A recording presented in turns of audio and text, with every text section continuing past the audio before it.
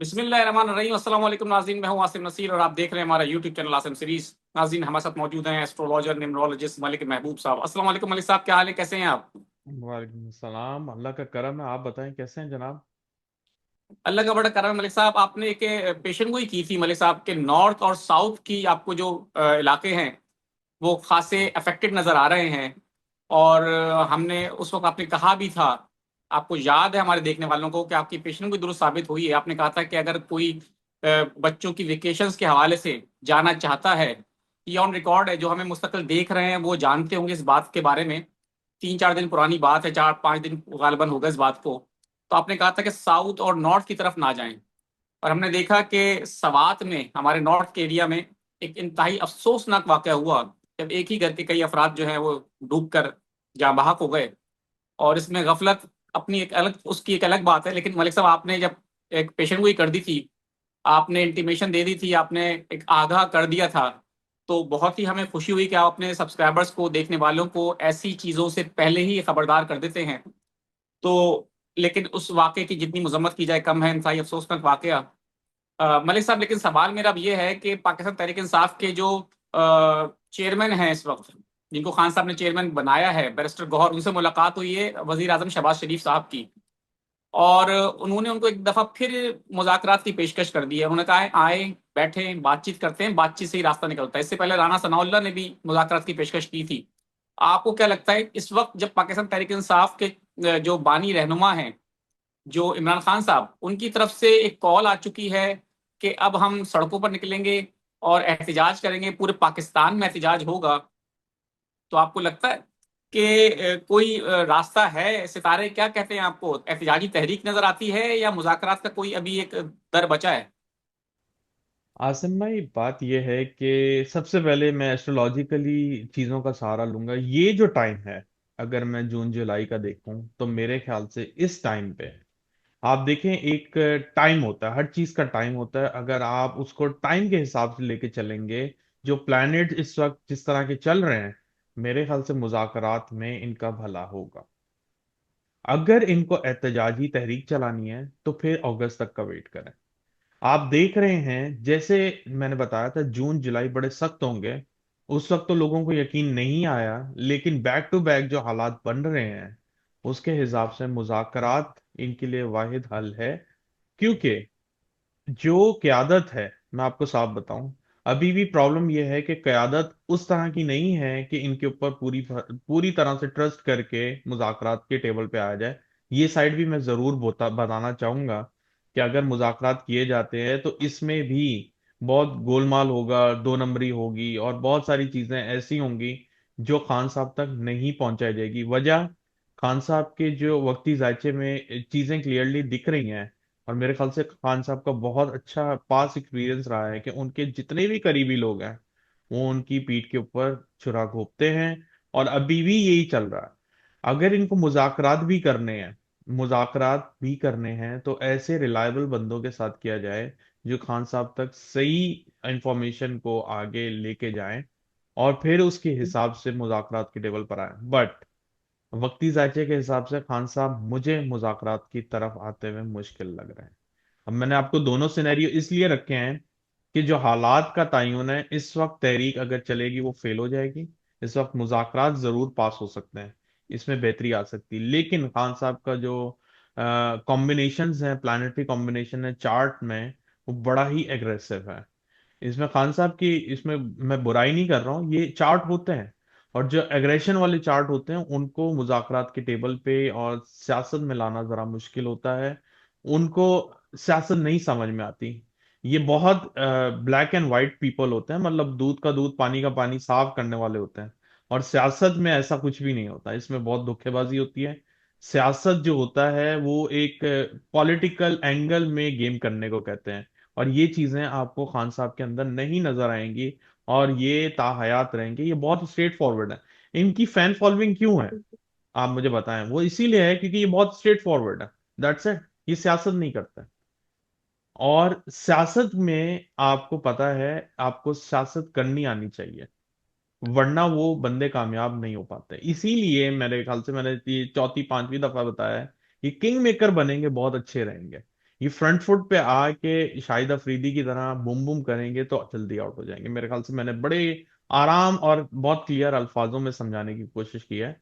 और इनको ये कोई गलत बात नहीं है, हर इंसान की नेचर होती है। कोई बहुत एग्रेसिव होते हैं, कोई बहुत पोलाइट होते हैं, कोई मीडियम होते हैं। ये यही चीज होती है कि हम हॉरोस्कोप से उनकी वीकनेस और उनकी स्ट्रेंथ निकालें, और स्ट्रेंथ को जिस वक्त किसी की वीकनेस हो उसके ऊपर इस्तेमाल किया जाए, ताकि वो उसके ऊपर मतलब अपने आप के ऊपर काम कर सके। That's it. बिल्कुल ठीक है। मलिक साहब, इधर मैं अपने मौजू से हटके एक चीज चाहता हूं कि आप लोगों को जरा क्लियर कर दें, क्योंकि आपने लास्ट जो हमारा वीलॉग था उसमें भी ये कहा था कि खान साहब एक सियासतदान नहीं है, एक खिलाड़ी है, एक प्लेयर है।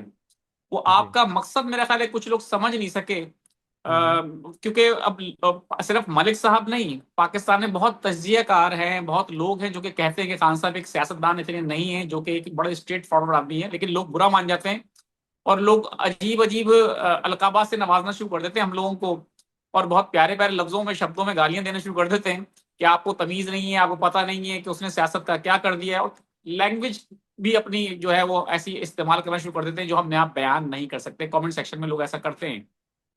तो उनकी बिल्कुल ठीक है, खान साहब को सियासतदान हर कोई मानता है, सियासतदान है, लेकिन वो उस तरह के सियासतदान नहीं जो पाकिस्तान में सियासत हो रही है। मलिक जी साहब, इस पे बिल्कुल। थोड़ा सा बता दें कि आप अपनी इस बात को क्लियर कर दें। लोग समझते हैं कि क्योंकि वो कहते हैं कि सारे सियासतदानों को तो उन्होंने दीवार से लगा दिया, आप कह रहे हैं सियासतदान नहीं है। बात ये है सर, अभी लोगों को अगर मैं सबके जवाब देने जाऊंगा तो मेरे ख्याल से मैं अपने ट्रैक से हट जाऊंगा। ये एस्ट्रोलॉजी जो मैं एक्सप्लेन कर रहा हूँ बड़े प्लेन और आराम से बहुत क्लियर तरीके से बता रहा हूँ। इसमें कोई वो नहीं है डिटेल में मैं ये सुनाऊं वो सुनाऊं, क्योंकि मैं बहुत पॉइंट टू द पॉइंट बात करता हूँ। अब बात यह है कि सियासत के लिए देखें, अगर मैं आपको छोटी सी एग्जांपल देता हूँ आपको समझ में बहुत आराम से आएगी। अगर आप एग्जांपल लेते हैं क्रिकेट की, क्योंकि क्रिकेट बहुत ज्यादा आम है पाकिस्तान में और ऑलमोस्ट हर इंसान को समझ में आती है। क्रिकेट के जो मैदान में जब प्लेयर आप सेलेक्ट करते हैं तो वो क्रिकेट के हिसाब से सेलेक्ट करते हैं। अगर वो बंदा उस तरह परफॉर्म नहीं करेगा तो वो बाहर ही रहेगा या वो 12th सीट पे रहेगा। ये तो आपको समझ में आती है ना सर। तो जब तक आप प्लेयर नहीं बनेंगे, जब तक आप परफॉर्म नहीं करेंगे, तो वो आपको कैसे मैदान में उतारेंगे। मैं नहीं कह रहा हूं कि खान साहब सियासतदान नहीं है, मैं ये कह रहा हूं कि सियासत जिस तरह खेली जाती है वो उस तरह से नहीं करते हैं। वो बहुत दूध का दूध पानी का पानी करते हैं और वो सियासत में नहीं चलता। ये मेरा कहने का मकसद है। डेफिनेटली बहुत अच्छे सियासतदान हैं, और मैंने अभी भी आपको ये बताया है कि वो जिस तरह की सियासत चाह रहे हैं वो सियासत पाकिस्तान में अभी मुझे नजर नहीं आती। यही बात मैंने कल आपसे अर्ज की थी कि ना पाकिस्तान का जायचा इस चीज को शो कर रहा है कि उसके पास कोई अच्छा सियासतदान, प्योर सियासतदान, ऐसा सियासतदान जो पाकिस्तान में तरक्की लेकर आए या खुशहाली लेकर आए, ना पाकिस्तान का चार्ट शो कर रहा है। और ना ही खान साहब का चार्ट इतना इफेक्टिव है, या उस टाइम की दशा नहीं चल रही जिस टाइम की दिशा में वो प्राइम मिनिस्टर बने थे। मेरे ख्याल से इससे आसान मैं आपको और नहीं समझा सकता हूँ। और जहां तक रहा लोगों का सवाल, लोग बोलते रहेंगे, लोगों की जबान है और जबान सिर्फ इस्तेमाल करनी आती है। और इससे जो है इनके बैकग्राउंड का, इनकी फैमिली का और इनके जो जैसी उनकी नशोनुमा हुई है उस तरह का पता चलता है। दैट्स फाइन, उनको कहने दें। बिल्कुल ठीक है। बिल्कुल ठीक है, मैं भी ये चाहता हूँ कि असल में इख्तलाफात बहुत सारे लोग करते हैं, लेकिन कुछ लोग जो हैं वो तहजीब का दामन हाथ से छोड़ देते हैं। कमेंट सेक्शन में इख्तलाफ जरूर करें, हमें इससे कोई शुबा नहीं, क्योंकि हम भी यहाँ बैठे हैं, हम गालियां नहीं दे रहे, हम सिर्फ बात कर रहे हैं। लेकिन आप कमेंट सेक्शन में जाके जो लफ्ज इंतखाब करते हैं लफ्जों का, चाहे वो मेरे लिए करें चाहे वो मलिक साहब के लिए करें, तो हम किसी को भी यहाँ बैठ के दशराम तराजी तो कर ही नहीं रहे। आप इख्तलाफ कर सकते हैं, बिल्कुल करें, इस वीडियो पे भी इख्तलाफ करें आप, कि हमारी बातों पे इख्तलाफ करें, लेकिन तहजीब का दामन हाथ से बिल्कुल ना छोड़ें, क्योंकि वो बड़ा फिर अफसोसनाक होता है कि उससे पता चलता है कि आप ये कहाँ से। एक अनफॉर्चुनेट है सर आसिम भाई, थोड़ी सी तवील हो रही है बात, ये अनफॉर्चुनेट है। हमारे मुल्क के अंदर जो एक कॉमन बैकग्राउंड है ना, वो भी बहुत ज्यादा लोअर लेवल का, अनफॉर्चुनेटली। आप देखें, आप मेरी अब इस बात से बहुत से लोग और भी ज्यादा इख्तलाफात करेंगे। हमारे जो दूसरे ममालिक हैं, फॉर एग्जांपल बांग्लादेश को ही देख लेते हैं। उनका जो एक लेवल है ना, लोअर लेवल भी, उसको भी एजुकेट किया जा रहा है। ये एक्चुअली बिल्कुल हमारी हुकूमत की कमजोरी है, या यूं कह सकते हैं हम लोगों की बदनसीबी है कि बिल्कुल। हम लोग बिल्कुल उस एजुकेशन की लेवल पे ही नहीं आते हैं और उस चीज को समझने की कोशिश ही नहीं करते हैं। और एक जो एक कॉमन सा सिनेरियो है कि ये भी गलत, ये भी गलत, ये भी गलत, और बस हर चीज को गलत करना या क्रिटिसाइज करना, ये हमारा एक यूं कह बिल्कुल। सकते हैं कि वो बना हुआ है कि कौमी ये खेल। हमारा एजेंडा है कि बस हर एक को क्रिटिसाइज करें, उसको समझे नहीं कि वो बिल्कुल। बोलना क्या चाह रहा। बिल्कुल सही कह रहे हैं मलिक साहब। और इस वक्त हमारे माशरे में अदम बर्दाश्त जो बहुत बढ़ गई है, मैं चाहता हूँ जी उसके ऊपर भी काम किया जाए, लोगों को बर्दाश्त करना सीखें। बिल्कुल। किसी को अगर हमारी बात से इख्तिलाफ हो, हमें जरूर उस पर कमेंट सेक्शन में जाकर सवाल कर सकता है, हमसे बात कर सकता है। हम बिल्कुल यहाँ बैठे हैं आपकी बातों का जवाब देने के लिए। मलिक साहब, मौजू कुछ और भी था, सवालात कुछ और भी थे, लेकिन अब वक्त काफी हो गया है, मैं चाहता हूँ कुछ सवालात भी ले लूँ। जी मेरा नाम अनम है, मेरी लाइफ में आसानी कब आएगी? तो बहन अनम ने अपनी डेट ऑफ बर्थ तो बताई नहीं है, तो अब उसके बारे में हम नहीं बता सकते।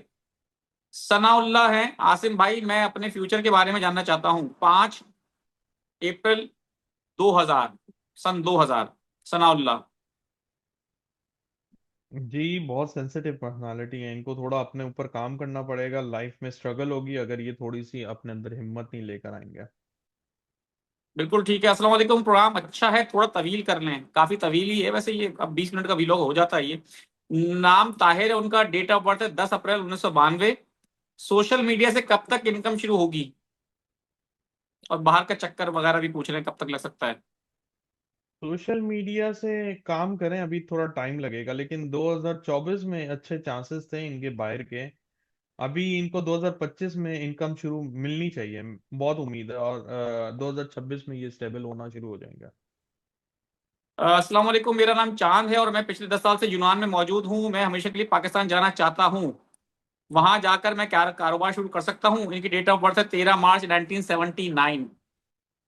देखें, ये चीजें जो होती हैं जायचे से पता चलती हैं, ऐसे नहीं पता चलती। माशाल्लाह काफी स्ट्रांग पर्सनालिटी हैं। आप जरा सोच समझ के कदम उठाएं, ये टाइम सही नहीं है आपके लिए। थोड़ा सा स्टेप सोच समझ के उठाइएगा, स्ट्रगल आएंगी आपके लिए। ठीक है, एक और सवाल ले लेते हैं। मेरा नाम मुसद्दिक नूर खान है, 19/10/1992। और मुझे बताएं कि शुरू के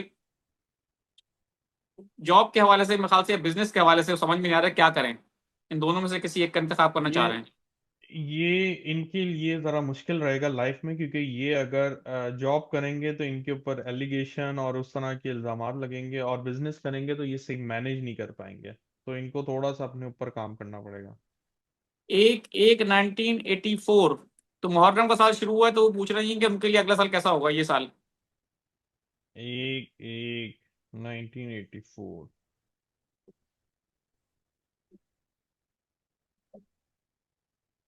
अच्छा रहेगा।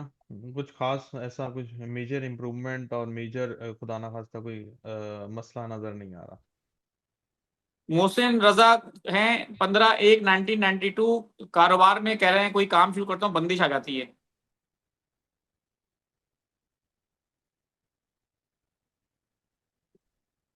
यहाँ से स्टार्ट करें, आपको अच्छा टाइम मिल रहा है 2025 में, आपके पास अच्छा टाइम है।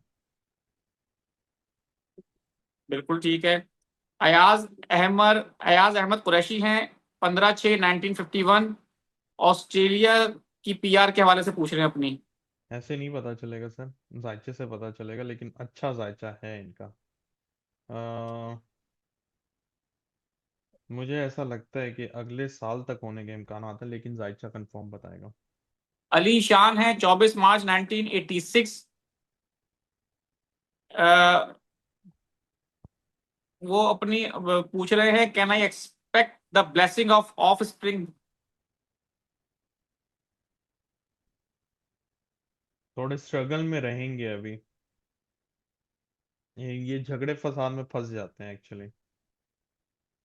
अस्सलाम वालेकुम आसिम भाई, मेरे बेटे की पैदाइश 9 मई 2025 है। उसका थोड़ा जायचा, जायचा तो हमने आपको पहले ही कहा है कि जायचा इस तरह नहीं बनता, बता चुके हैं हमारे साथ कई दफा। अ, जैनब बीबी है। अस्सलाम वालेकुम आसिम भाई, कैसे हैं आप? माशाल्लाह से, मैंने जॉइंट फैमिली का हिस्सा हूं और मेरे खानदान में 60 से 70 अफराद हैं, और मैं बारी बारी उन सबका सवाल करूंगी।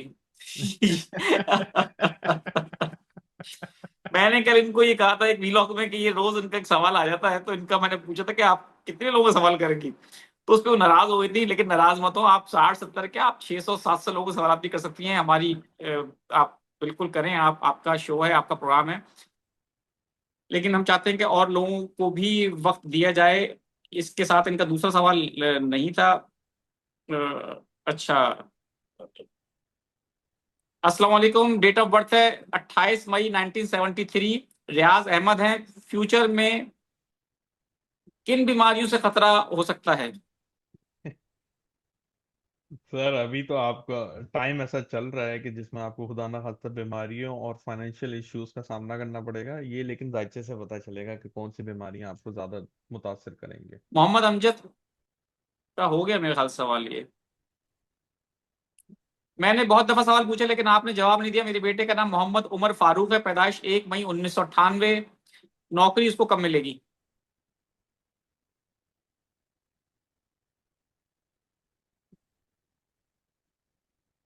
इस साल में मेरे ख्याल से इनको बाहर जाने का चांस मिलेगा। इनको जाने दें मई के बाद।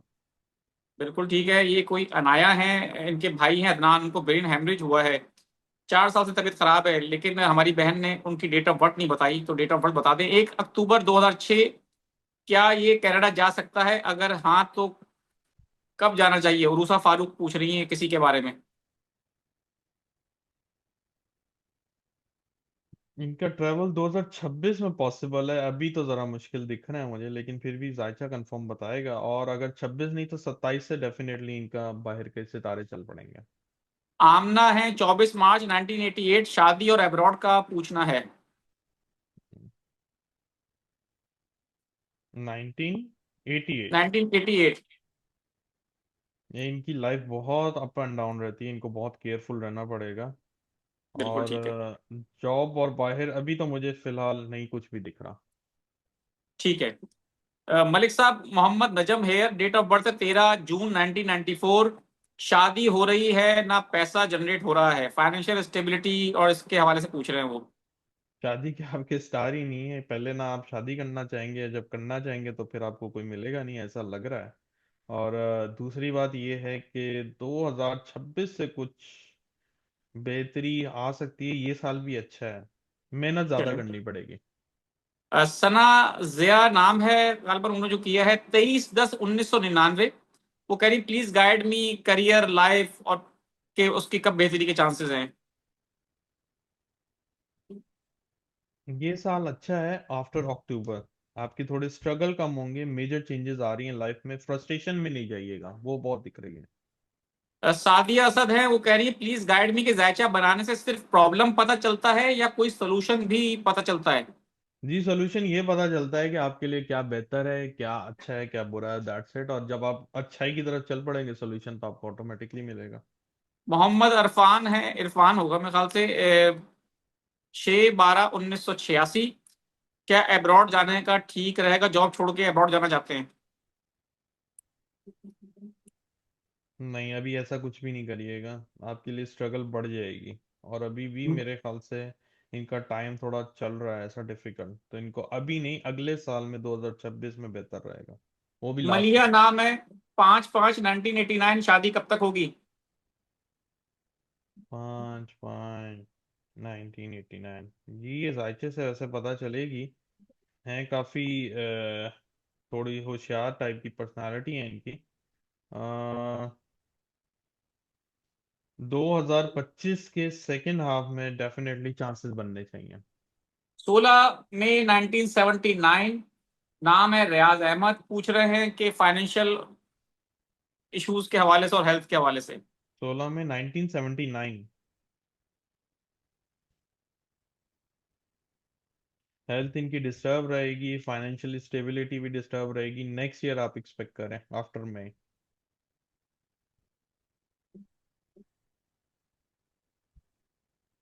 बिल्कुल ठीक है। और कुछ सवालात और भी हैं, मैं चाहता हूं कि 2-3 सवाल और ले लूं। 7वीं मरतबा सवाल कर रहे हैं, चलिए इनके काफी सवाल ले लेते हैं। सैयद अबुल हसन शाह है, 18 अक्टूबर 1986। फाइनेंशियल स्टेबिलिटी के बारे में पूछ रहे हैं।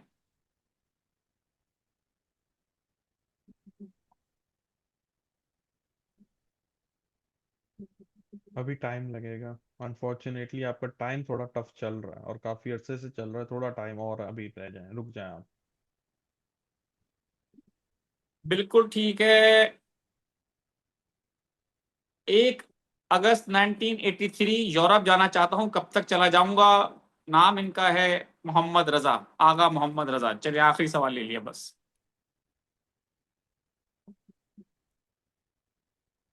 होपफुली 2025 से मामलात बनेंगे तो सही, लेकिन जरा मुश्किलात का सामना करना पड़ेगा। फाइनली 2026 में इनका ट्रैवल दिख रहा है मुझे। बिल्कुल ठीक है मलिक साहब, और बहुत सारे सवाल इसके अलावा भी हैं, सवाल भेजते रहें हम लोगों से, आप मलिक साहब से पूछते रहेंगे। यहाँ हमारे वीलॉग का वक्त खत्म हुआ, मुझे और मलिक महबूब साहब को दें इजाजत। आखिर में हमारा वही पैगाम है, मुस्कुराएं, प्यार बांटें और अपने आसपास के लोगों का ख्याल रखें। अल्लाह हाफिज।